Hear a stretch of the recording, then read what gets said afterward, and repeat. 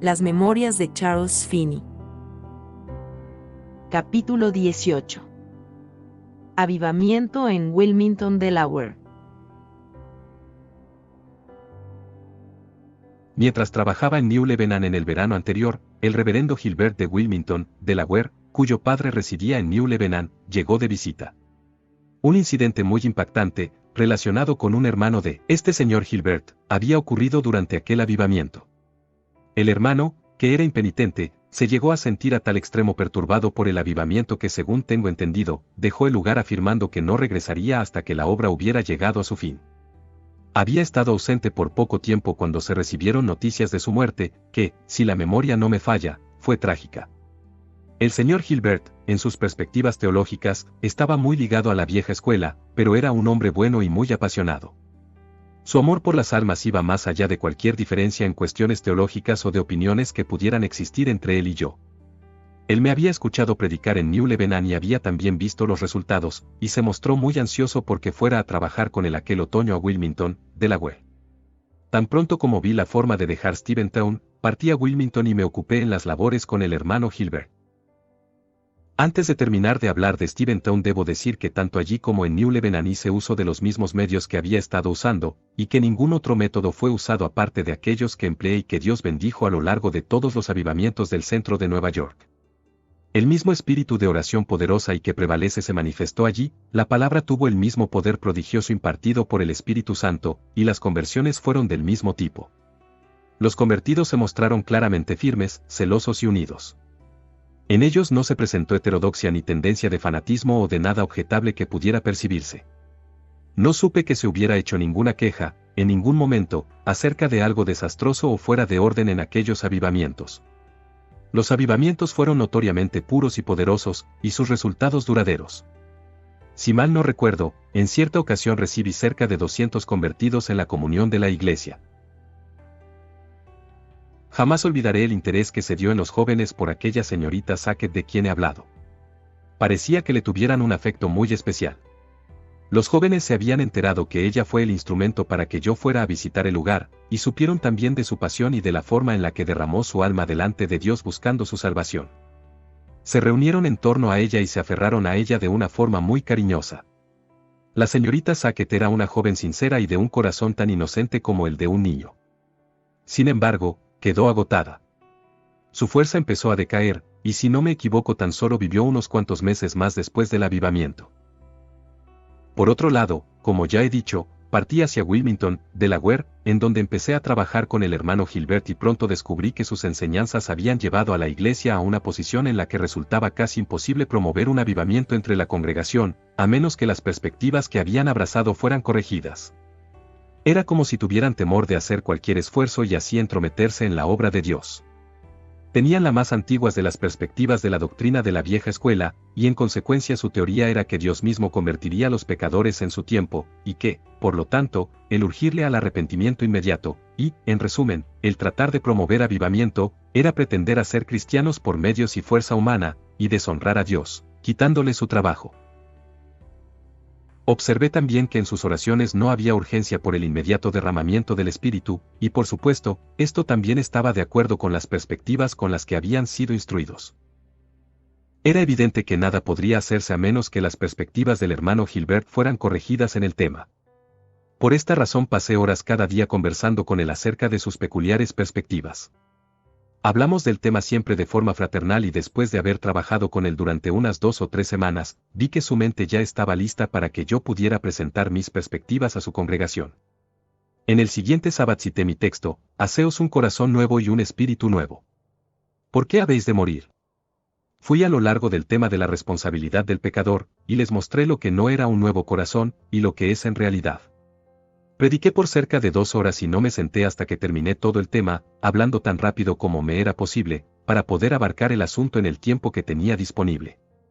La congregación estaba sumamente interesada, y un gran número de personas se pusieron de pie en todas partes de la casa. La casa estaba llena a capacidad y en medio de la asamblea había semblantes extraños. Algunos lucían ofendidos y disgustados, pero otros muy interesados. No con poca frecuencia, cada vez que contrasté con fuerza mis perspectivas con las de alguna congregación vi que algunos reían, que otros lloraban y que otros lucían notoriamente molestos. Sin embargo, no recuerdo que nadie se hubiera marchado de la casa. Había en el ambiente una emoción extraña.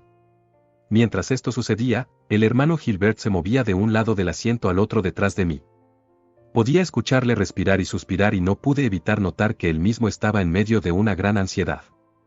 Con todo esto, yo estaba seguro de que había logrado convencer al hermano Gilbert de que mis perspectivas eran las correctas, lo que no sabía era si su mente sería capaz de afrontar lo que su congregación pudiera decir. Mi predicación era para agradar a Dios y no a los hombres. En aquel momento pensé que esa sería la última vez que predicaría para aquella iglesia, pero aún con eso estaba resuelto a decirles la verdad, y les diría toda la verdad acerca del tema sin importar cuáles fueran los resultados. Mis esfuerzos se enfocaron en mostrarles que, si el hombre era tan incapaz de obedecer a Dios, como lo afirmaban sus perspectivas, era entonces imposible culparle por sus pecados.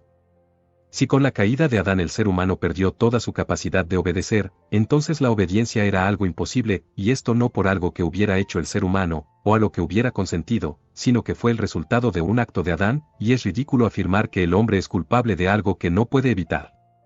También me esforcé por mostrarles que en ese caso, como consecuencia de lo que enseñaba la vieja escuela, la expiación no tendría nada que ver con la gracia, sino que realmente se trataría de una deuda que Dios tiene con el hombre por haberle puesto en una condición tan deplorable y desafortunada.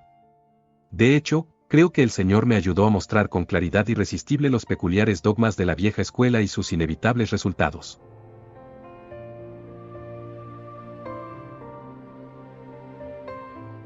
Cuando terminé el sermón no llamé al hermano Gilbert para que orara, pues no me atrevía a hacerlo, sino que yo mismo oré para que el Señor hiciera clara su palabra, les permitiera entenderle y les diera una mente cándida para ponderar lo que se había dicho, además para que recibieran la verdad y desecharan todo lo erróneo. Luego despedí la asamblea y bajé las escaleras del púlpito, el hermano Gilbert me siguió. La congregación se retiró muy lentamente, y muchos en diferentes partes de la casa parecían estar como esperando algo. Los pasillos se despejaron enseguida, pero el resto de la congregación quedó en sus lugares y parecía estar esperando a que el hermano Gilbert dijera algo acerca de lo que habían escuchado. Pese a esto el hermano Gilbert salió enseguida para retirarse a su casa. Mientras yo bajaba las gradas del púlpito, observé a un par de damas sentadas a la mano derecha del pasillo por el cual me era necesario pasar, y quienes ya me habían sido presentadas. Yo sabía que estas damas eran amigas particulares del hermano Gilbert y también que le apoyaban. Noté que se veían en parte dolidas, en parte ofendidas, y grandemente asombradas. La primera dama que pasamos, la que estaba más cercana al púlpito, detuvo al hermano Gilbert, quien me seguía, y le dijo: «Señor Gilbert, ¿qué piensa usted de esto?». La mujer hizo su pregunta susurrando en voz alta. Él le respondió de la misma manera: «Creo que el mensaje que hemos recibido es digno de $500». Esto me agradó y me conmovió mucho. La mujer le respondió: «Si es así entonces, usted nunca ha predicado el Evangelio». «Bueno», respondió el hermano Gilbert, «lamento mucho admitir que nunca lo he hecho». Continuamos la marcha y la otra señora le hizo otro comentario acerca de lo mismo, y el hermano Gilbert le respondió de la misma forma. Eso fue suficiente para mí. Seguí hasta la puerta y salí. Muchas de las personas que ya habían salido estaban frente a la casa discutiendo vehementemente acerca de las cosas que había dicho.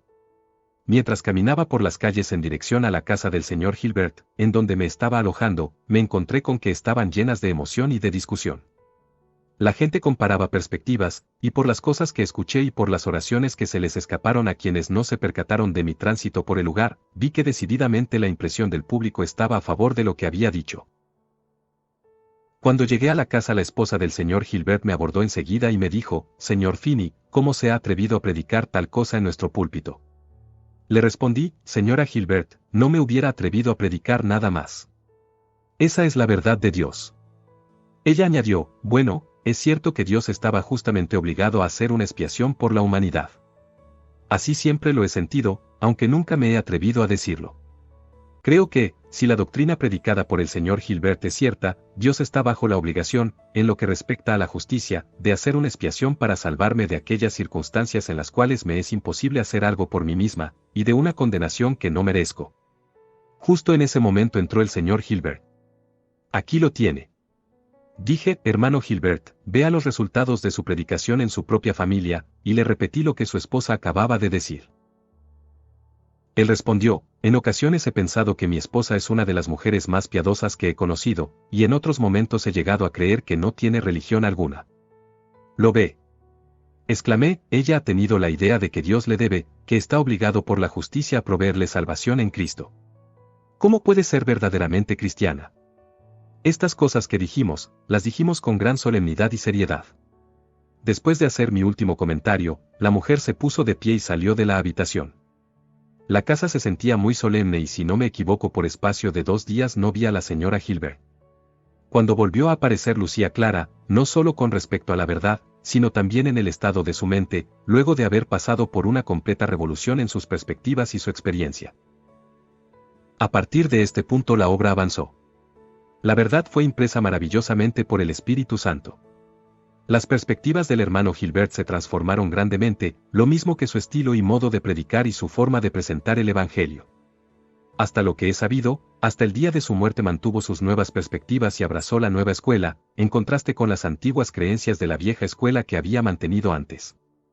El efecto de este sermón sobre muchos de los miembros de la Iglesia del Señor Gilbert fue muy peculiar.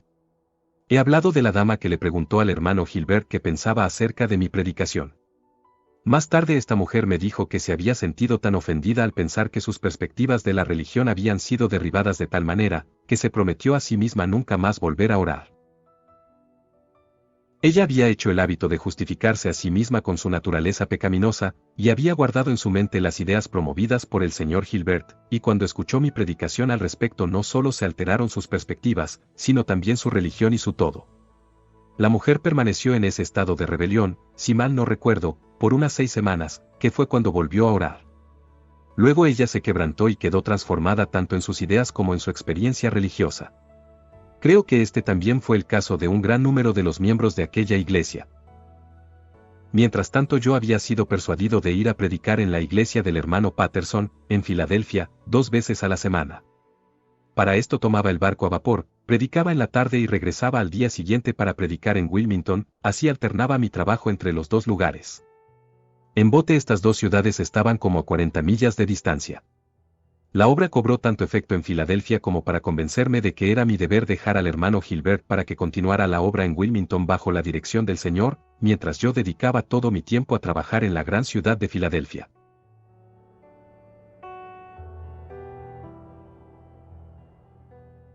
El hermano James Patterson, con quien trabajé en primera instancia en Filadelfia, sostenía las perspectivas teológicas del Seminario Teológico de Princeton, que se conocen como la teología de la vieja escuela presbiteriana.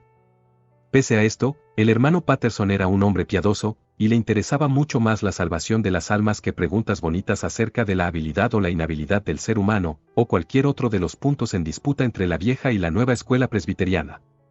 Su esposa sostenía las perspectivas teológicas de Nueva Inglaterra, esto es, creía en sentido general lo opuesto a la idea de una expiación restringida, y estaba de acuerdo con lo que se llamó la ortodoxia de Nueva Inglaterra, para diferenciarla de la ortodoxia de Princeton. El lector debe recordar que para aquel entonces yo mismo pertenecía a la iglesia presbiteriana. Yo había sido licenciado y ordenado por el presbiterio, que estaba compuesto en su mayoría por hombres que se habían educado en Princeton. Ya he relatado mis luchas con algunos de los miembros del presbiterio, en especial con mi maestro de teología, el reverendo George W. Gale. También he dicho que cuando se me licenció para la predicación del Evangelio me preguntaron si había recibido la confesión presbiteriana de fe como portadora de la substancia de la doctrina cristiana. Entonces respondí que la había recibido, según la entendí. Sin embargo, como entonces no esperaba que se me hicieran preguntas acerca de ella, nunca la había examinado con atención, y de hecho creo que nunca la había leído por completo. En mis controversias con el hermano Gale no habíamos hecho uso de una confesión de fe y para entonces yo creía que estaba combatiendo solo con las perspectivas de Princeton en algunos puntos. De cualquier modo, cuando leí la confesión de fe y la ponderé, vi que, aunque me era posible recibirla como portadora de la substancia de la doctrina cristiana según se enseña en la Biblia, había varios puntos sobre los cuales no me era posible edificar como lo había hecho Princeton. De acuerdo con esto, en todas partes llevé a la gente a entender que no aceptaba esa edificación de la confesión de fe, y que de ninguna manera estaba de acuerdo con los puntos que habían resultado de la edificación de Princeton en base a la confesión de fe. Supuse que el hermano Patterson estaba claro con respecto a esto cuando fui a trabajar con él y que cuando tuviera que presentar ese curso en su púlpito no sería una sorpresa para él. como lo esperaba, el hermano no tuvo objeción alguna. El gran poder que cobró el avivamiento en su congregación, produjo en el hermano Patterson mucho interés, y cuando vio que Dios bendecía la palabra, según yo la presentaba, se mantuvo firme junto a mí y en ningún momento objetó nada de lo que dije. En ocasiones, cuando regresábamos de las reuniones, la señora Patterson decía sonriendo, «Ya ve usted, señor Patterson, que el señor Finney no está de acuerdo con usted en aquellos puntos sobre los que tanto hemos discutido». A esto el hermano Patterson siempre respondía en toda su fe y su amor cristiano, «Bueno, el Señor ha bendecido la palabra». El interés de la gente creció tanto que todas las reuniones se llenaban al máximo. Cierto día el hermano Patterson me dijo, «Hermano Finney, si los ministros presbiterianos de la ciudad llegan a enterarse de sus perspectivas y de lo que le está predicando a la gente, van a emprender su casa hasta echarlo de la ciudad, tal como lo harían con un lobo». Le respondí, «No puedo evitarlo. No puedo predicar ninguna otra doctrina, y si es preciso que me echen de la ciudad, que lo hagan y que asuman la responsabilidad. Pero en realidad no creo que puedan echarme». Con todo esto, los ministros no tomaron en lo absoluto el curso predicho por el hermano Patterson, sino más bien casi todos ellos me recibieron en sus púlpitos. Cuando estos pastores se enteraron de lo que estaba sucediendo en la iglesia del hermano Patterson, y que muchos de los miembros de sus iglesias estaban grandemente interesados y estimulados, me invitaron a predicar. Si mal no recuerdo, prediqué en todas las iglesias presbiterianas, menos en la de la calle Arch. Se dieron muchos casos maravillosos de conversión relacionados al avivamiento en Filadelfia, y otros muchos de extrema amargura por parte de individuos que se oponían a él. Ya he dicho que me encontré con el señor Nettleton en Nueva York, en el otoño que siguió a la convención de New Lebanon, y que había llegado a esa ciudad para publicar sus cartas. Para entonces yo estaba de camino a Wilmington, y me había detenido unos pocos días en Nueva York para ver a mis amigos que vivían allí. El señor Nettleton, como me había dicho, publicó sus cartas, las cuales inmediatamente circularon en Filadelfia. Con esto, sin duda, se buscaba prevenir mis labores en la región. Supuse que en algunos momentos tendría que encontrarme con oposición alentada por aquellas cartas, sin embargo, recuerdo que más bien la reacción en la ciudad fue en contra del hermano Nettleton. Cuando la gente leía las misivas comentaban, «Vaya. Si el señor Finney está en un error, el señor Nettleton es el peor ofensor, pues por muchos años ha sostenido sus mismas perspectivas y usado sus mismos medios.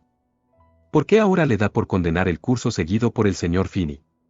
Mejor escuchemos a Finney nosotros mismos».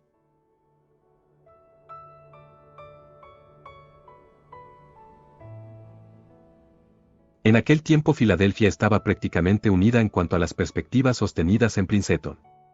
El reverendo Dr. Skinner abrazaba hasta cierto punto lo que desde entonces se ha conocido como las perspectivas de la nueva escuela, y difería del tono teológico del lugar lo suficiente como para que las iglesias presbiterianas sospecharan que sus enseñanzas eran poco sólidas, esto es el sentido en el cual interpretaban la ortodoxia.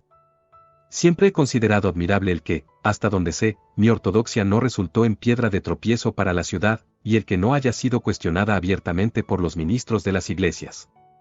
Prediqué en la iglesia alemana para la congregación del Dr. Livingston y descubrí que él simpatizaba con mis posturas y me animó con todas sus influencias a continuar predicando el mensaje que el Señor me había encomendado.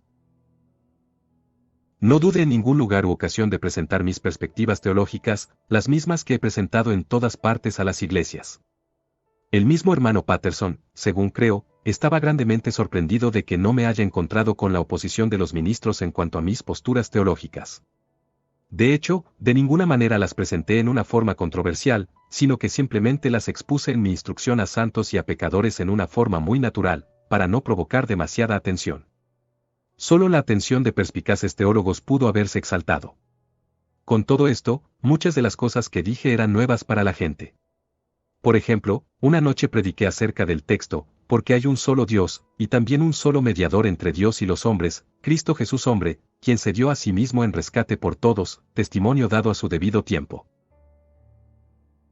Este sermón fue acerca de la expiación, y en él presenté las perspectivas que siempre he sostenido acerca de su naturaleza y universalidad, y establecí tan firmemente como pude aquellos puntos de diferencia entre mis propias posturas y aquellas mantenidas por los teólogos de la expiación limitada. El sermón atrajo tanta atención y provocó tales sentimientos, que se me urgió a predicar acerca del mismo tema en otras iglesias. Mientras más predicaba acerca de la expiación, más deseosa se mostraba la gente de escuchar. La emoción llegó a ser tan general que prediqué del tema 7 veces seguidas en diferentes iglesias. No escuché acerca de ninguna oposición abierta a las perspectivas que presentaba, y esto era para mí, y para el hermano Patterson, algo sencillamente asombroso. Al parecer la gente había escuchado hablar mucho en contra de lo que se llamó obquisianismo. Esta corriente está constituida por dos grandes puntos en los cuales se asegura que el hombre debía de estar dispuesto a recibir condenación eterna para la gloria de Dios, y que Dios era el autor del pecado. En mi predicación, en ocasiones señalé esos puntos, y aproveché para denunciar el obquisianismo y para decir que tenían mucho de él en Filadelfia. Que su gran negligencia en tomar cuidado de la salvación de sus almas parecía casi como si estuvieran dispuestos a la condenación, y que debían de haber abrazado la idea de que Dios era el autor del pecado, pues afirmaban que tenían una naturaleza pecaminosa. Volví una y otra vez sobre lo mismo y abundé en ello. Muchas veces le escuchaba a la gente decir, bueno, ya sabemos que no es obquiniano. De hecho, sentía que era mi necesario deber, el exponer todo lugar que sirviera de refugio para los pecadores, y sacar a aquellos que estaban amparados en el engaño de debajo de aquellas particulares perspectivas de su ortodoxia en las que se habían atrincherado. El avivamiento se extendió y cobró fuerza. Todas nuestras reuniones de oración, de predicación y de indagación estaban llenas. Había tanta gente preocupada por sus almas que no nos era posible atenderlas a todas. Cuando establecí mi alojamiento en Filadelfia y continué laborando en la ciudad sin intromisiones, ya estaba bien entrado el otoño. Me quedé allí hasta el 1 de agosto del verano siguiente. He dicho antes que se dieron algunos casos de oposición amarga por parte de ciertos individuos. Recuerdo uno de esos casos en el cual un hombre, cuya esposa había caído bajo profunda convicción al ver la condición de su alma, estaba tan enfurecido que un día entró a nuestra reunión y se llevó a su mujer a la fuerza. Recuerdo, en otra ocasión, un caso muy impactante de un alemán, cuyo nombre no recuerdo. Este hombre era tabaquero.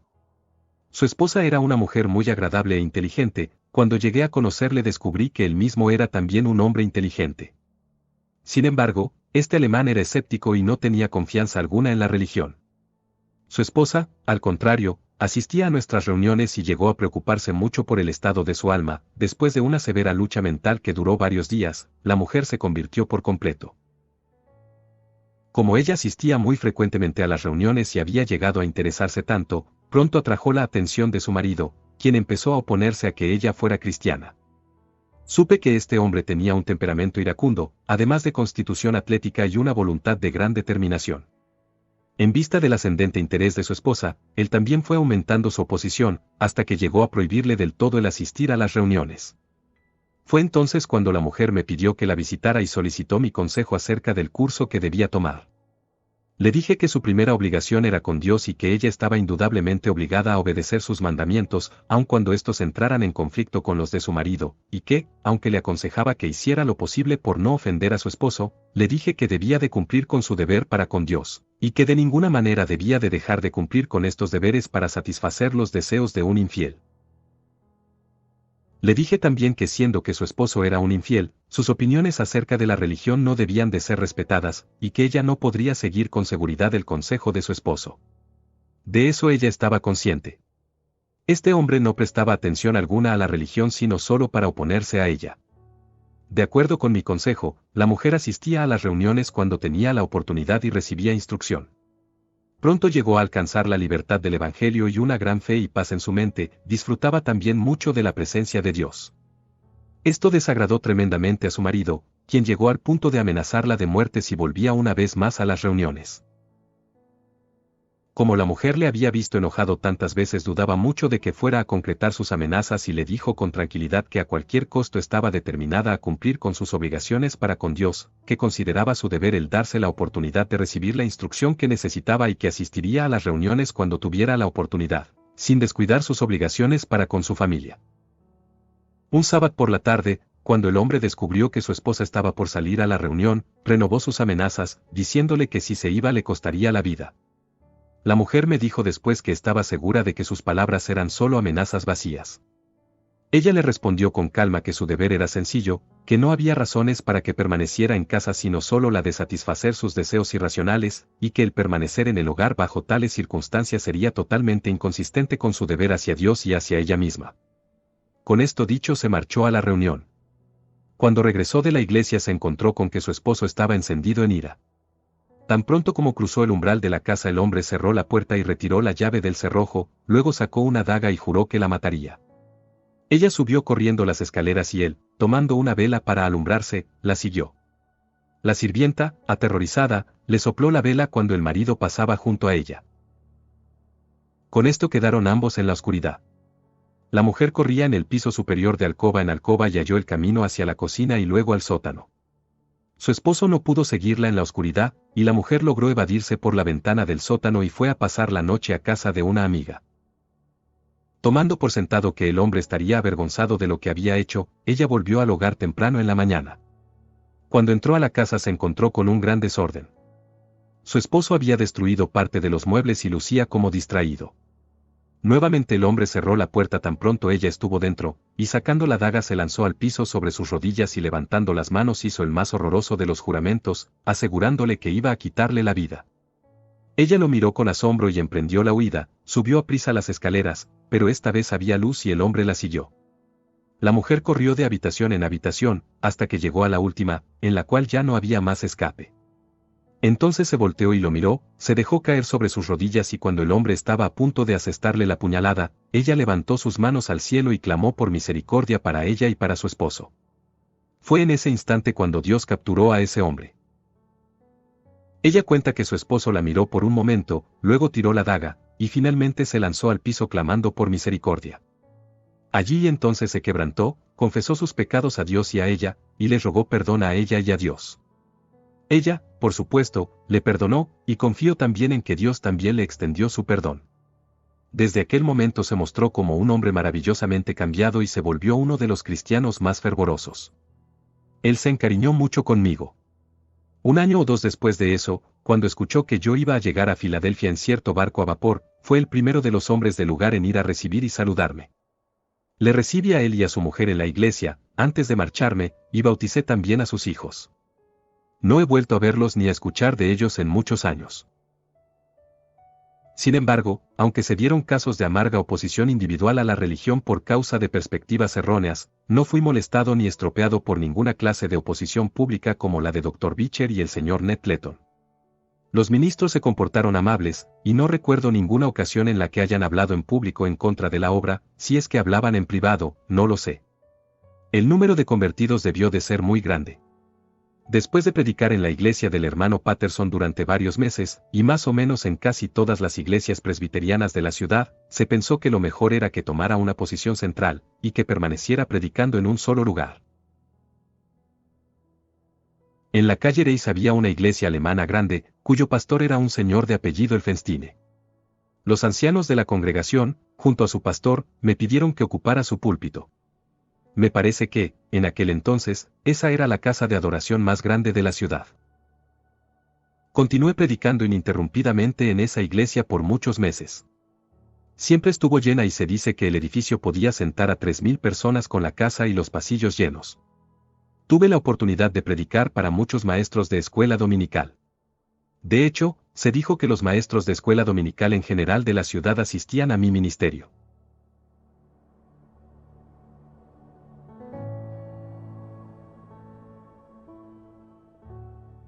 A mediados del verano del año 1829 me ausenté por un corto periodo para visitar a los padres de mi esposa en el condado de Oneida en Nueva York. Luego de eso retorné a Filadelfia y laboré allí hasta mediados del invierno. No recuerdo las fechas exactas, pero creo que en total trabajé en Filadelfia por un periodo de 1 año y medio. Durante todo ese tiempo no se presentaron contratiempos en el avivamiento. Los convertidos se multiplicaron en todas partes de la ciudad, y se volvieron tan numerosos que nunca he llegado a conocer ni tampoco hubo forma de estimar su cantidad. Nunca he trabajado en un lugar que como en Filadelfia me recibieran con tanta cordialidad, y en donde los cristianos, especialmente los convertidos, lucieran tan bien. Hasta donde supe, no hubo atisbo de división entre ellos, y jamás escuché que ninguna influencia desastrosa resultara de aquel avivamiento. En una ciudad grande puede que los convertidos se multipliquen en gran número, pero aún con esto no es posible calcular la grandeza del avivamiento, como ocurre en pueblos pequeños en donde uno puede familiarizarse con los habitantes. Hubo muchos hechos interesantes relacionados a este avivamiento. Recuerdo que una joven dama, hija de un ministro bautista de la vieja escuela, asistió a mi ministerio en la iglesia del Sr. Patterson. Esta joven cayó en profunda convicción. Sus convicciones eran tan hondas que finalmente cayó en la más terrible desesperación. La joven me dijo que desde niña su padre le había enseñado que era una de las elegidas, y que cuando llegara el momento oportuno sería convertida, allí recibiría entonces una nueva naturaleza por medio del Espíritu de Dios. Le había dicho también que no podía hacer nada por sí misma, sino solo leer la Biblia y orar para recibir un nuevo corazón. Temprano en su juventud había tenido una fuerte convicción de pecado, pero siguiendo la instrucción de su padre se había limitado a leer su Biblia y a orar para recibir un nuevo corazón, pensando que esto era lo único que se requería de ella. La joven esperó a ser convertida, y por la evidencia de que ella era una de las elegidas. En medio de la gran lucha de su alma por ese tema de su salvación personal, surgió algo concerniente a la cuestión del matrimonio, y ella le prometió a Dios que nunca le daría a un hombre su mano en matrimonio hasta no haberse convertido en cristiana.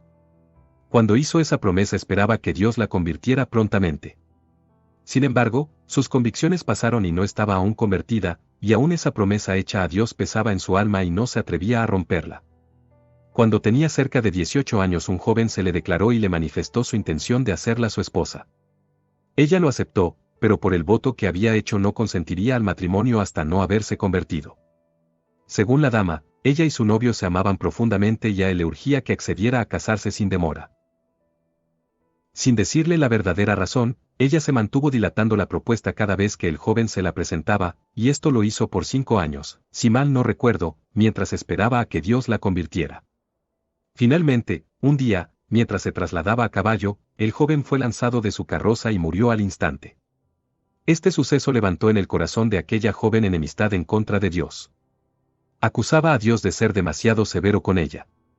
Decía que había esperado a que Dios la convirtiera y que había sido fiel a su promesa de no casarse hasta haber recibido un nuevo corazón, que había hecho esperar durante años a su amado, con la esperanza de que Dios la convirtiera. No obstante, Dios le había quitado la vida a su novio y ella seguía sin convertirse. La joven había sabido que su novio era universalista, y con esto había desarrollado un gran interés por creer que el universalismo era la verdad. No estaba dispuesta a creer que Dios había mandado a su amado al infierno, y si le había enviado al infierno, ella jamás llegaría a reconciliarse. Había estado así, en guerra con Dios, por un tiempo considerable cuando llegó a nuestras reuniones, suponiendo que la culpa de no haberse convertido era de Dios y no suya. Cuando la joven escuchó mi mensaje y descubrió que sus refugios de mentira habían sido echados por el suelo, y cuando se dio cuenta de que pudo haberle entregado su corazón a Dios hace mucho tiempo y que todo habría tenido un buen final, vio que la única culpable era ella, y que la instrucción de su padre en todos aquellos puntos había estado por completo errada. Al recordar la forma en la que había estado culpando a Dios y la actitud blasfema que había tenido hacia él, de forma natural estaba desesperada por recibir misericordia. Razoné con ella y traté de hacerle ver la longanimidad de Dios, y de animarla a tener esperanza, a creer y a echar mano de la vida eterna. Pero su conciencia de pecado era tan grande que parecía incapaz de entender el tema y cada día se hundía más en la desesperación. Después de tratar mucho con ella yo mismo me angustié grandemente por su caso. Tan pronto la reunión terminaba, ella me seguía a casa con sus quejas desesperadas y me dejaba exhausto, apelando a mi simpatía y compasión cristianas por su alma. Después de que estas cosas continuaron por varias semanas, una mañana pasó a verme en compañía de una de sus tías, quien estaba muy preocupada por ella, pues la veía ya al borde de la locura. Yo mismo era de la opinión de que ese sería el resultado si ella no llegaba a creer. El nombre de la joven era Catherine. En otra ocasión entró a mi habitación de la misma forma desesperada en que lo había hecho antes, pero esta vez una expresión de locura en su rostro dejaba ver un estado mental insoportable. Creo que el Espíritu de Dios fue quien en ese momento le sugirió a mi mente un curso totalmente diferente para tratar su situación. Le dije, Catherine, usted profesa creer que Dios es bueno. Oh sí. Respondió, eso creo. Bien, continué, varias veces me ha dicho que la bondad de Dios es lo que le impide a Dios tener misericordia de usted, que sus pecados son tan grandes que a Dios le sería deshonroso perdonarle y concederle salvación. También muchas veces me ha confesado que usted cree que Dios le perdonaría si pudiera hacerlo de acuerdo a la sabiduría, pero que el perdonarla realmente implicaría para Dios el hacerse un daño a sí mismo, a su gobierno y a su universo, y que por lo tanto le es imposible perdonarla. Así es, dijo ella. Le respondí, entonces su problema es que usted quiere que Dios peque, que actúe sin sabiduría y que se haga daño a sí mismo y a su universo por usted. Ella abrió sus grandes ojos azules y los clavó sobre mí, viéndose entre sorprendida e indignada. Pese a eso proseguí. Sí. Usted está sufriendo y en angustia mental porque Dios no va a hacer algo indebido, porque Él persiste en ser bueno pase lo que pase con usted. Usted está en el más grande de los abatimientos mentales porque Dios no puede ser persuadido de violar su sentido de lo que es correcto y su sentido del deber, y salvarle a usted causándose daño a sí mismo y a todo el universo. Usted piensa más consecuentemente en usted que en Dios y todo el universo, y no puede ser feliz a menos que Dios se haga a sí mismo infeliz, y con él a todo el mundo al escoger primero su felicidad. Le insistí con este punto mientras ella me miraba con gran asombro y luego de pocos minutos se rindió. Parecía que instantáneamente se había sometido como un niño. Me dijo, lo acepto. Que Dios me envíe al infierno si piensa que eso es lo mejor. No quiero que Dios me salve a sus expensas ni a expensas del universo. Que Él haga lo que le parezca bien. Inmediatamente me puse de pie y dejé la habitación y para apartarme completamente de ella tomé mi carruaje y me marché. Cuando regresé la joven ya se había ido, por supuesto, sin embargo, aquella tarde ella y su tía regresaron para declarar lo que Dios había hecho con su alma. Estaba llena de gozo y de paz, y se mostraba como una de las convertidas más sumisas, humildes y hermosas que jamás he visto.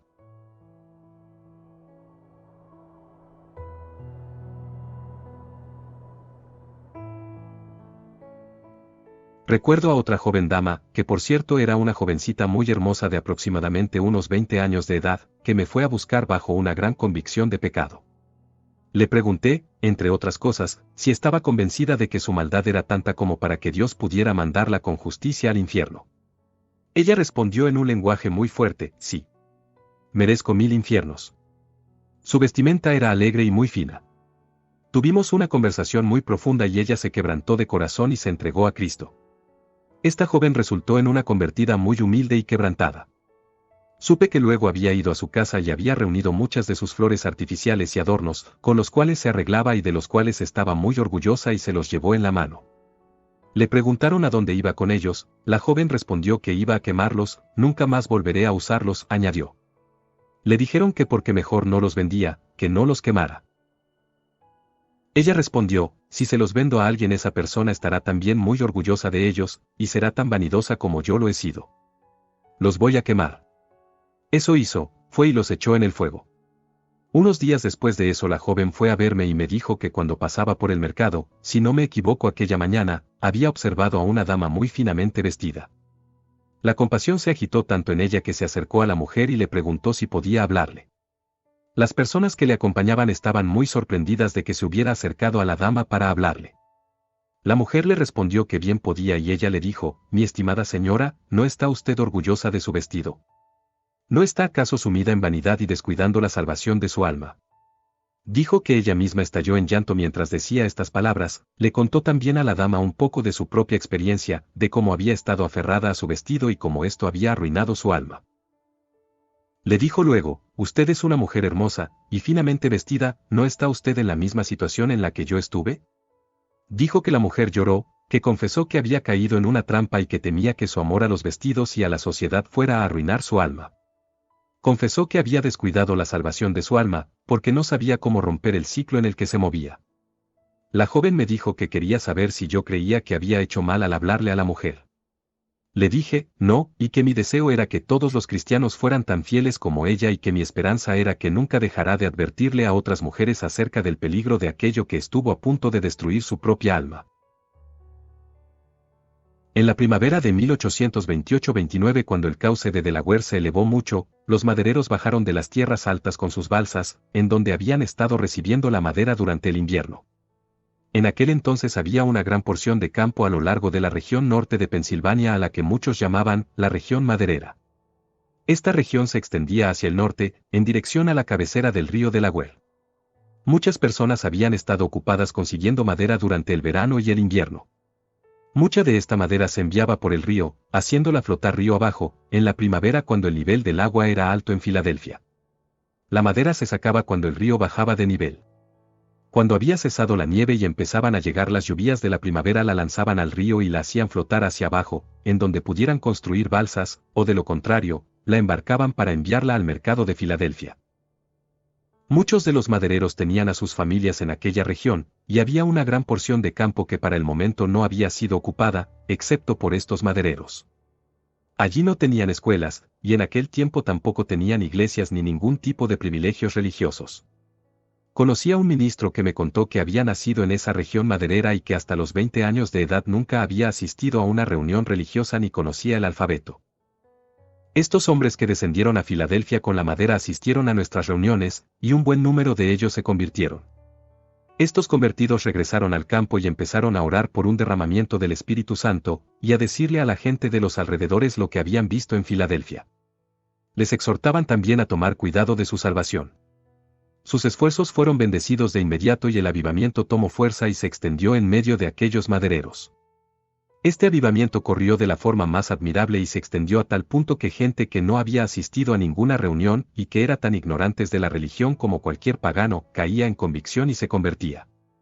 Se daban casos de hombres madereros que vivían solos en sus cabañas, o en compañía de otros 2 o 3 hombres, que caían bajo tal convicción que empezaban a preguntarse y a inquirir ellos mismos qué debían de hacer, y así se convertían y el avivamiento se extendía. Los convertidos de esta región evidenciaban una gran sencillez. Un anciano ministro, que de alguna manera había conocido el estado de las cosas, me contó como ejemplo de lo que estaba dándose en aquel lugar el siguiente hecho. Me dijo que un hombre de cierto lugar tenía una pequeña cabaña en la que pasaba las noches. Este hombre empezó a sentir que era pecador, y sus convicciones fueron aumentando hasta que se quebrantó, confesó sus pecados y se arrepintió y el Espíritu de Dios le reveló tan claramente el camino a la salvación que le fue evidente reconocer al Salvador. Sin embargo, el hombre nunca había asistido a una reunión de oración y ni siquiera recordaba haber siquiera escuchado a alguien orar en toda su vida. Sus sentimientos se exaltaron tanto que finalmente sintió la necesidad de ir y contarles a sus conocidos, quienes estaban reuniendo madera en otras partes, cómo se sentía. Sin embargo, cuando llegó a donde estaban sus conocidos halló que una gran cantidad de ellos se sentían exactamente como él y que estaban sosteniendo reuniones de oración. El hombre asistió a las reuniones de oración, los escuchó orar y por último oró él también. Así fue su oración: Señor, tú me tienes rendido, y mi esperanza es que me mantengas así. Y como tú has sido tan bueno conmigo, tengo la esperanza de que también tratarás con otros pecadores. He dicho ya que esta obra empezó en la primavera de 1828-29.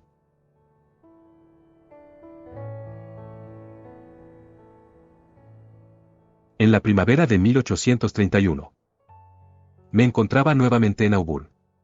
2 o 3 hombres de esta región de madereros fueron a verme a ese pueblo, y a indagar acerca de cómo poder tener ministros en su área. Me dijeron que no menos de 5,000 personas se habían convertido en aquella región y que el avivamiento se había extendido a lo largo de 80 millas, mas no había ni un solo ministro del Evangelio en la zona. Nunca he estado en esa región, pero por lo que he escuchado, he considerado el avivamiento ocurrido en ese lugar como uno de los más admirables de este país. Un avivamiento que se llevó a cabo tan independientemente del ministerio y en medio de gente tan ignorante, en relación con los eruditos, más aún con esto las enseñanzas de Dios se mostraron tan claras y poderosas, que hasta lo que he sabido, nunca hubo fanatismo, desenfreno ni nada objetable. Tal vez no he sido del todo bien informado en algunos aspectos, pero he reportado el asunto como lo he entendido. Mirad, qué gran bosque se incendia con tan pequeño fuego. La chispa que se encendió en el corazón de aquellos pocos madereros que fueron a Filadelfia se extendió a lo largo de ese bosque y resultó en la salvación de multitudes de almas. Encontré en el hermano Patterson a uno de los hombres más sinceros y santos con los que he trabajado. Su predicación era bastante admirable. Predicaba con mucha pasión, aunque había poca o ninguna conexión entre lo que decía y el texto que usaba. Comúnmente me decía: cuando predico lo hago desde Génesis a Apocalipsis. Tomaba un texto, y después de hacer unos pocos señalamientos acerca del mismo, a veces ningún señalamiento, otros textos le venían a la mente sobre los cuales hacía comentarios muy pertinentes y confrontadores, y era así como sus sermones estaban constituidos por comentarios concisos y sorprendentes basados en un gran número de textos, según estos les eran sugeridos a su mente. El hermano Patterson era un hombre alto, de impactante figura y voz poderosa. Cuando predicaba las lágrimas corrían por su rostro, y lo hacía con una vehemencia y pasión impresionantes. Era imposible escucharle sin sentir la intensidad de su fervor y su gran honestidad. Solo lo escuché predicar ocasionalmente y la primera vez que lo hice, lo escuché con dolor, pensando en que por la naturaleza de su predicación, tan laberíntica, no surtiría efecto en la gente. Sin embargo, estaba equivocado. Descubrí que sin importar lo enmarañada de su predicación, su gran pasión y unción lograban clavar la verdad en los corazones de sus oyentes. Creo que jamás le escuché predicar sin notar personas en profunda convicción por lo que le escuchan decir. El hermano Patterson solía realizar un avivamiento de la religión cada invierno, hasta el momento de mi llegada a Filadelfia. Creo que me dijo que había realizado 14 avivamientos seguidos. El hermano Patterson tenía una congregación de oración. Recuerdo que mientras estaba trabajando con él algo parecía estar interfiriendo con la obra durante 2 o 3 días seguidos. Era como si la obra hubiera quedado suspendida. Empecé a sentirme alarmado y preocupado de que quizás algo hubiera contristado el Espíritu Santo. Una tarde, durante una reunión de oración mientras este estado de las cosas se manifestaba, uno de los ancianos se puso de pie e hizo una confesión. Dijo: hermanos, el Espíritu Santo ha sido contristado, y he sido yo quien lo ha hecho. Yo he tenido el hábito de orar por el hermano Patterson y por la predicación los sábados por la noche. Esto lo he hecho por muchos años, el pasar el sábado en oración hasta la medianoche, implorando la bendición de Dios sobre las labores del sábado. El último sábado me sentía fatigado y no lo hice.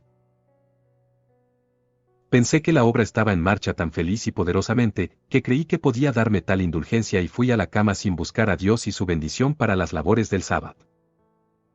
En el sábado. Continuó diciendo, tuve la convicción de que había contristado al Espíritu y noté que no se estaba produciendo la habitual manifestación de la influencia del Espíritu Santo sobre la congregación. Desde entonces he estado bajo convicción, y he sentido que era mi deber el hacer esta confesión pública.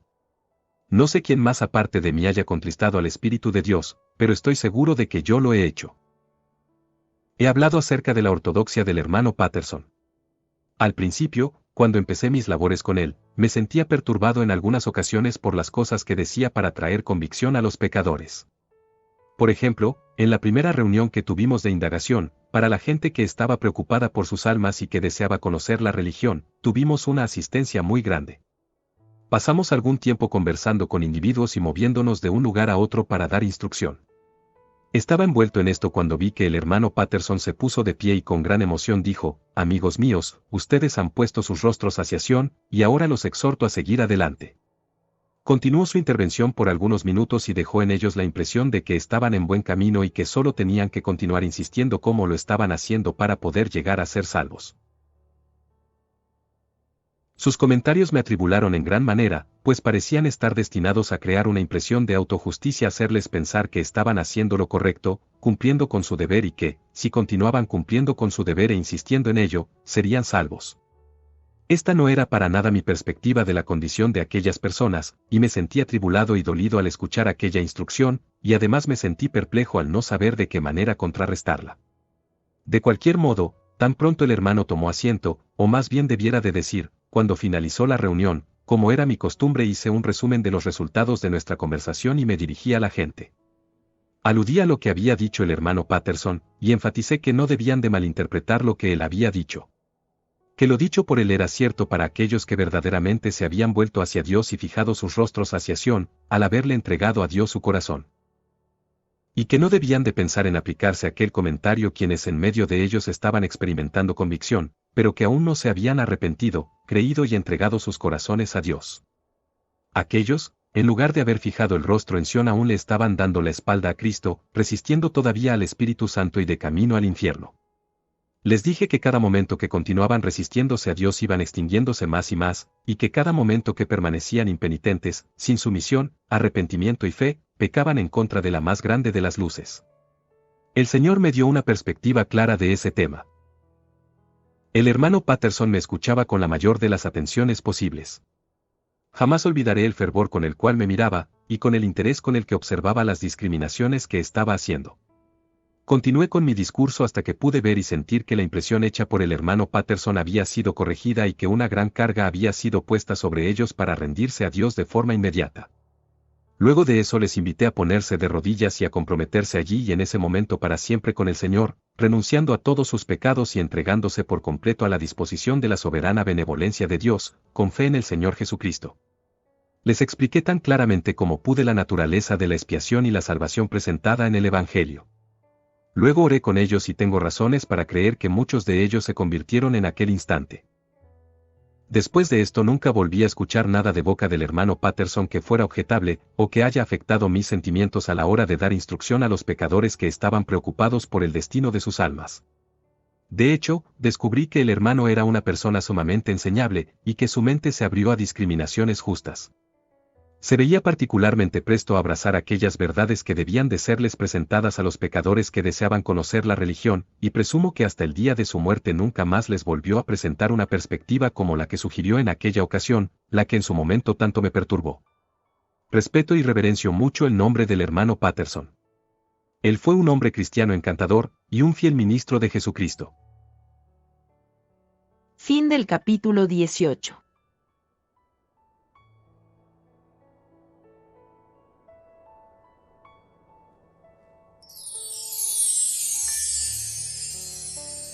Apoya al canal dándole me gusta, suscribiéndote y activando la campanita para recibir notificaciones del siguiente capítulo. Que Dios les bendiga.